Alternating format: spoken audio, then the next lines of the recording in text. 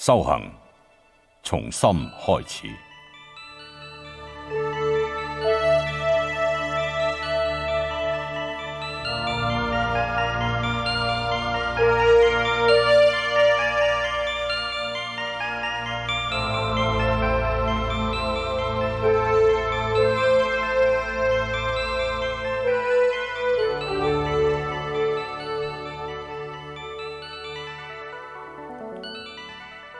有一日，佛印禪師同蘇東坡喺禪堂度打坐。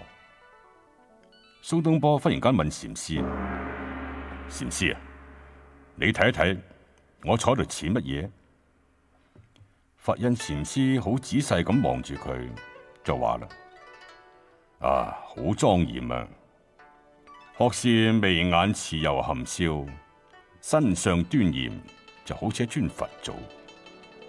蘇東坡好滿意禪師嘅答覆喎。過咗一陣，佛印禪師就對蘇東坡講啦：學士，你睇下我坐喺度似乜嘢？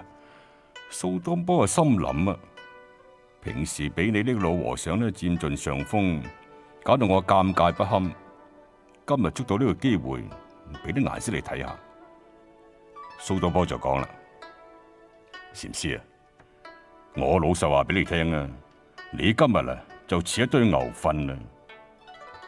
佛印禪師聽到就毫不介意喎，只係微笑一下。咁蘇東坡以為佢今次贏咗佛印禪師，就好得意啦。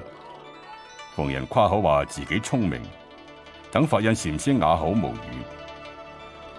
但係蘇東坡嘅妹妹聽完哥哥講完勝利嘅經過，嘆咗一口氣就話：唉，哥哥啊，你輸咗啦！蘇東坡梗唔明白啦，我點會輸啊？咁明明係禪師駁唔到我嘅回答，點會係我輸呢？蘇小妹就講：哥哥啊，人哋禪師心裏邊有嘅係佛，佢睇見你就係佛啦。但你心裏邊有嘅係牛糞，所以你見到禪師咪就係牛糞咯。其實修行唔係逞口舌之能，更加唔係喺言語上邊針鋒相對。修行品質嘅好壞，決定係喺心嘅功夫。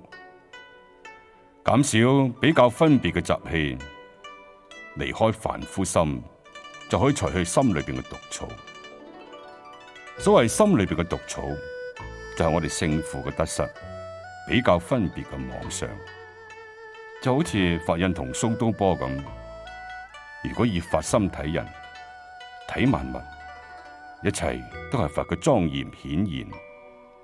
但係如果你以糞尿心觀人觀萬物，其實一切都係充滿咗臭味同埋污濁啊！